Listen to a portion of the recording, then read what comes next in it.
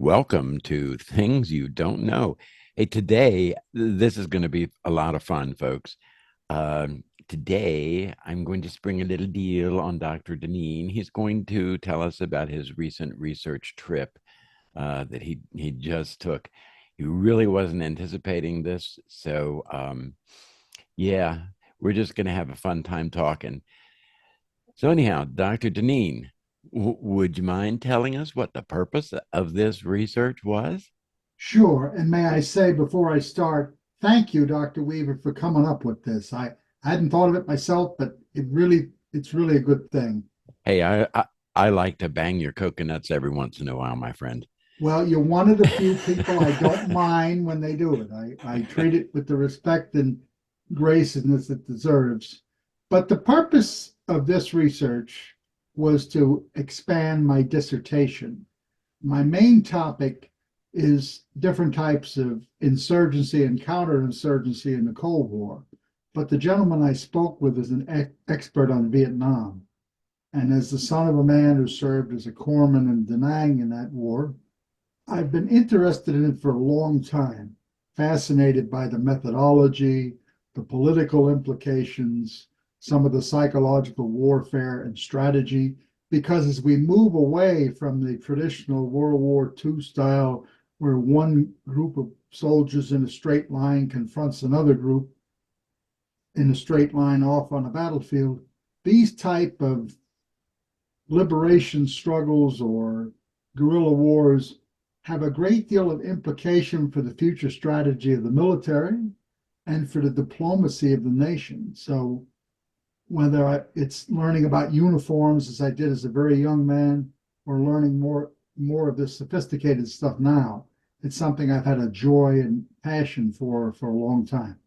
Okay, now one of the things that occurs to me is that some people may not know precisely what you're talking about when you say insurgencies. Now, I know that it's more than, hey, let's go out and kick each other around.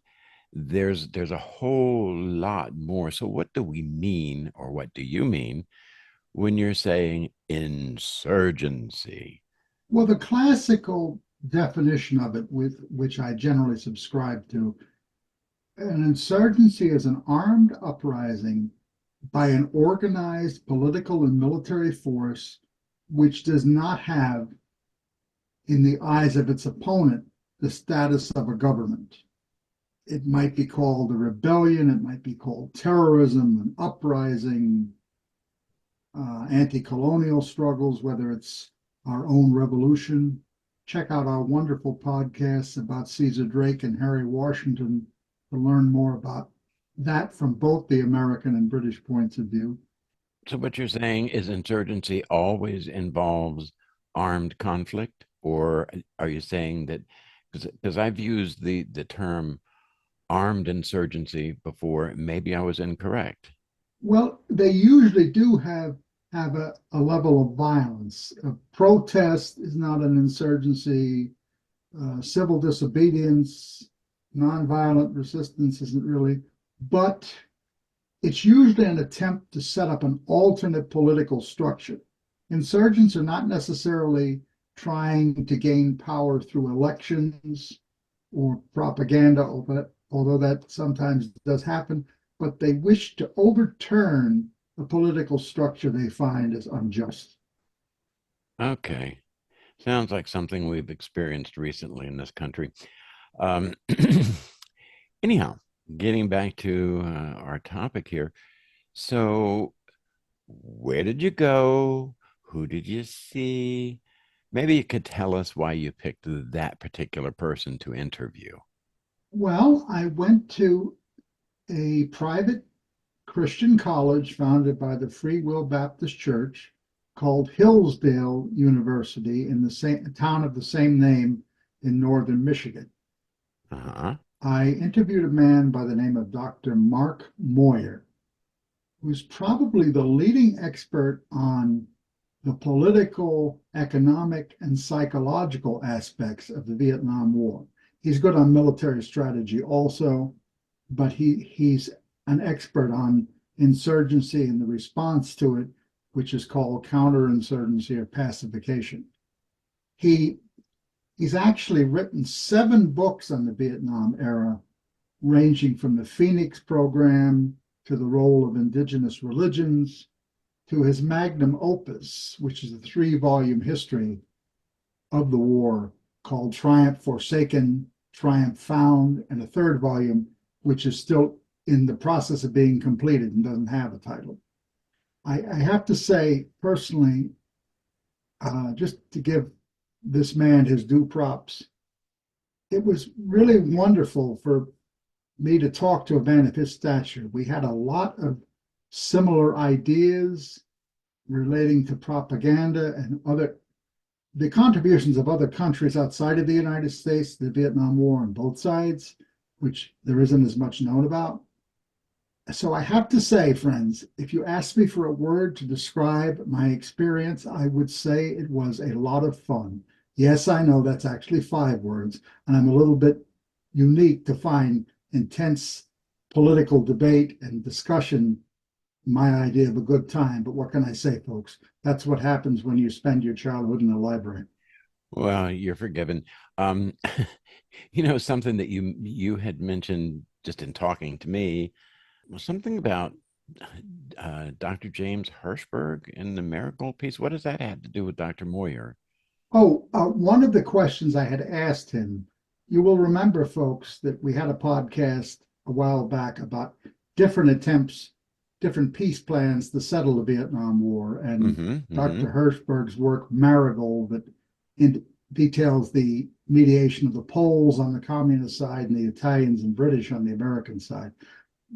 I asked Dr. Moyer which of these 6 major peace plans he felt was the most effective, and he felt that the attempts by the king of Afghanistan and the Shah of Iran were actually slightly more effective, even if they didn't lead to a full resolution, than the Polish Marigold issue that Dr. Hirschberg writes about. So they disagreed with each other. I think they are 2 brilliant men, both with valid points to make, but it was interesting to sort of see the other point of view from another scholar. Yeah, it sounds like it to me. There's a lot of twists and turns to this, and there's also, even to this day, a ton of political intrigue concerning this whole issue. It is quite astounding to me. And I think that there are many lessons we need to learn. And one of the things that impressed me was just what you've said was that, yeah, there's a lot to be learned. And yeah, we better take heed, because guess what? People getting all out of hand and dropping nukes around ain't going to be too much fun. Anyhow, moving on, what new information and what confirmations? You mentioned that you had kind of confirming thoughts from Dr. Moyer. Um, I know you're hiding some of this because you want people to read the upcoming book, and I don't blame you. I would too. But can you give us a little more of a little teaser about the new information and confirmations that you gained by taking this journey? Okay, that sounds reasonable. Well, what I did learn a lot about were some of the political disputes between the South Vietnamese leadership, particularly the great arguments over strategy and the relationship with the United States and Australia between Nguyen Tu, the president, and Marshal Cao Ki, his vice president, former friend, and later on great rival. I was also very intrigued to learn information about the Dineen uprising in 1966, Mm-hmm. which was a second round of the Buddhist crisis that had brought down President Diem 3 years earlier. And Dr. Moyer believed there's some controversy about this because there's no stand up in court proof that the main Buddhist figure in that uprising, a monk by the name of Trang Quang, may have been working under Viet Cong orders. Okay, that sounds very intriguing to me. You mentioned the Buddhist uprising, and I know you and I have talked, off the record about. I was saying the Buddhist monk Trang Quang may have been seen to operate under communist orders as he had gone to college with North Vietnamese Commander General Vo Giap and had friends within the Viet Cong camp, even though he professed to be a neutralist. Hmm.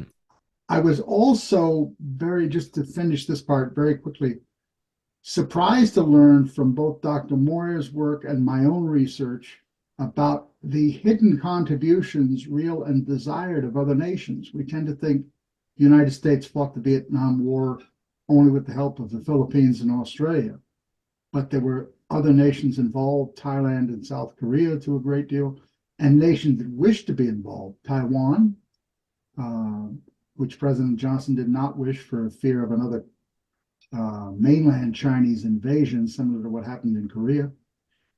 Spain built hospitals and rehab centers when General Franco was not allowed to send troops. And this shocked the daylights out of me. The apartheid Bantustan homeland for the Xhosa people, the so-called Transkei, which was run by a man called Kaiser Montezuma, who actually was Nelson Mandela's uncle, uh, they wished to send troops to fight on the American side. Can you imagine the political fallout of accepting African troops that were seen as puppets of a white supremacist regime at that time, at the same time President Johnson was fighting for civil rights in our own country? I can understand why he turned that down, although their guerrilla skills would have proved invaluable from a strictly military standpoint.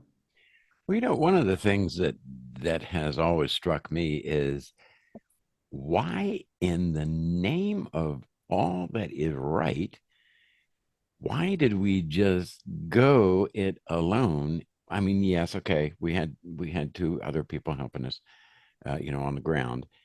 Why did we restrict it that way? Why didn't we let the UN get involved? Why didn't we do some of those things? Very interesting.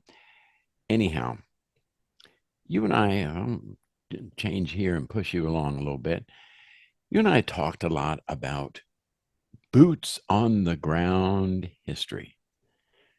Perhaps you could briefly go over what we mean when we talk about boots on the ground history and then explain how this trip and research fits into that paradigm. Well, boots on the ground history challenges the notion that history is only the past. History is, in fact, past, present, and future. As soon as an individual does or says something in the present, it becomes the past. The future is the possibility of what could happen. It's also an extension of the past and the present.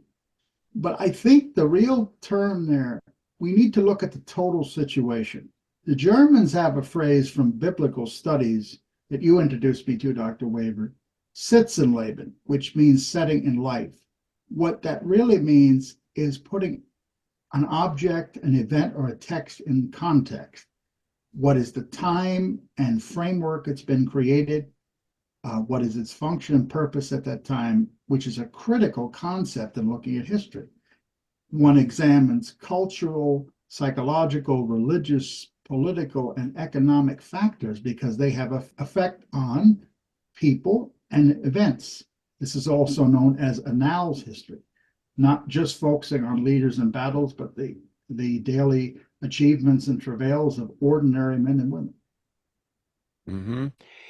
I've shared with you before my dislike of studying history. When I was coming along, yes, I learned all the good stuff and all that mess, but I hated that it was all focused on names, dates, and almost all the time the connections were lost. And I would talk to friends, and they would agree that yeah, we need to memorize these dates. Well, as you will find out when we do our and our listeners will find out when we do our thing on how to make yourself the most efficient student, how to study efficiently, and how to make better grades and that sort of thing. The very worst way that you can learn something is by memorizing. Rote memorization does no good. I mean, just as a teaser here, why do you think we don't say remember A, B, C, D, E, F, etc.? We say A, B, C, D, E, F, G, etc. Okay. There's a reason for that. People, not just kids, remember things better if they practice it on their own. And, kids like to drive their parents crazy when they're learning them by singing the alphabet song, which is fine. I loved it actually with my kids. But I think that relates to what you're talking about in terms of boots on the ground history. Once you make it real, once you make it relatable, once you tie it to all the time frames, past, present, and future, well, then it's not rote memorization. You can see it unfolding, and you've been so good about that. And I know you're good about it when you're teaching, etc. I think that's a wonderful Well, I thing. was blessed with many great teachers, academically.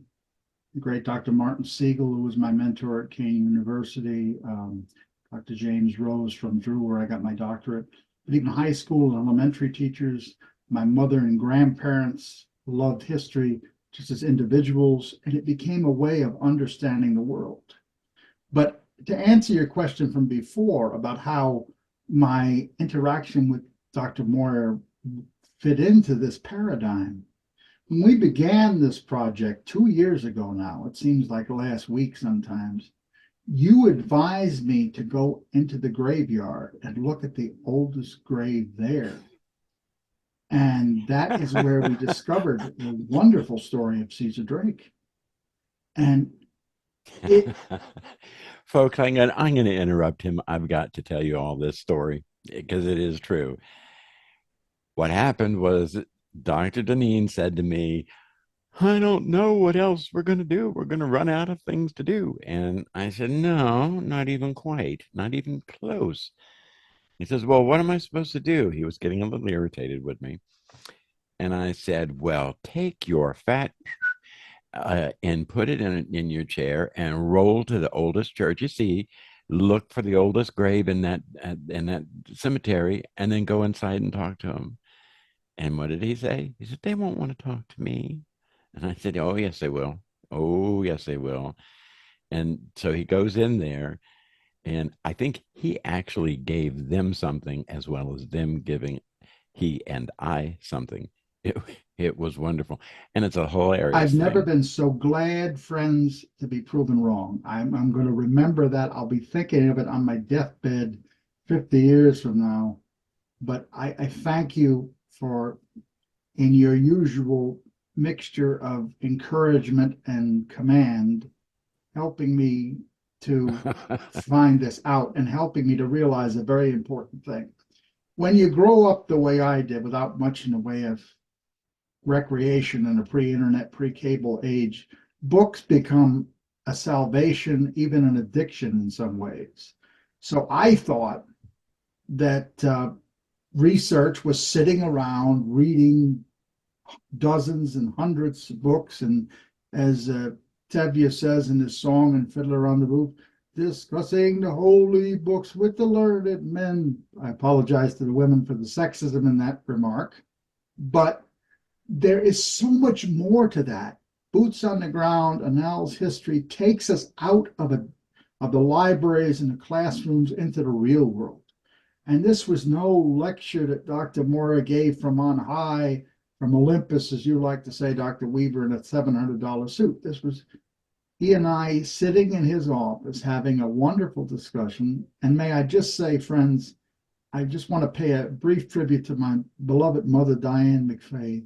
She drove 10 and a half hours twice, getting me there and coming back, stayed by with me during this interview, taking notes because sometimes my handwriting is unreadable and not everyone wants everything tape recorded. But she didn't have to do that, friends. And as a son and a fellow human being, I just want to thank her for that. We really had a good time.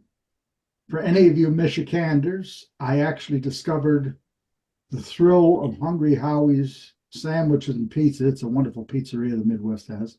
But this was an opportunity to get out of my comfort zone and to consult with a kind, intelligent, wonderful human being in Dr. Moran. So, all joking aside, I always tell my students at the beginning of the semester the dates, the names, the battles are only important to a certain point.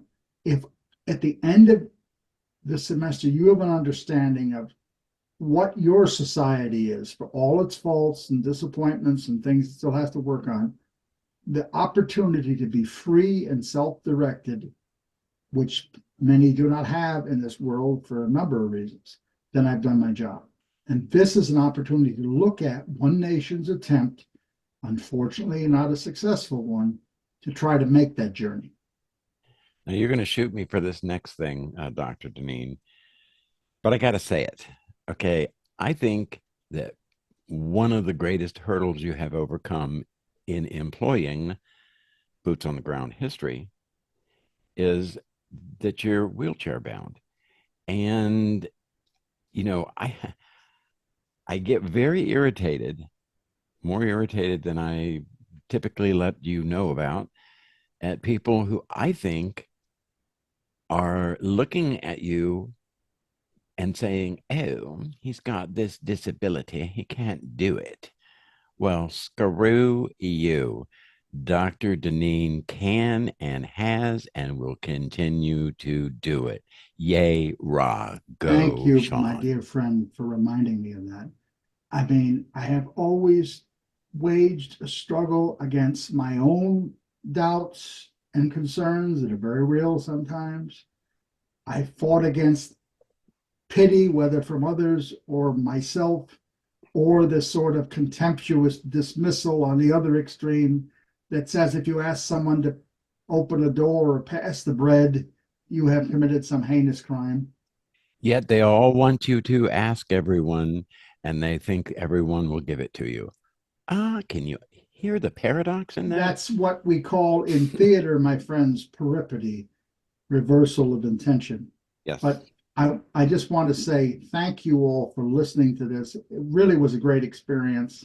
And I'm deeply grateful to my family, to Dr. Weaver and Dr. Moyer, and to all of you for making this wonderful experience possible. Well, yeah. Hey, this was good. It was kind of fun, without any clear guidelines of where we were going to go and what we were going to say, etc. It was fun. So listen, if you enjoyed this at all, go down to the bottom, click like.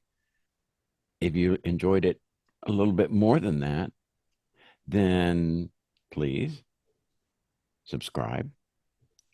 And we have started doing this thing where we're giving out little prizes for people. Check it out. The people who have gotten them so far really like them. But anyhow, thanks for listening today, and we'll catch you next time, hopefully real soon. Bye for now, folks. Bye.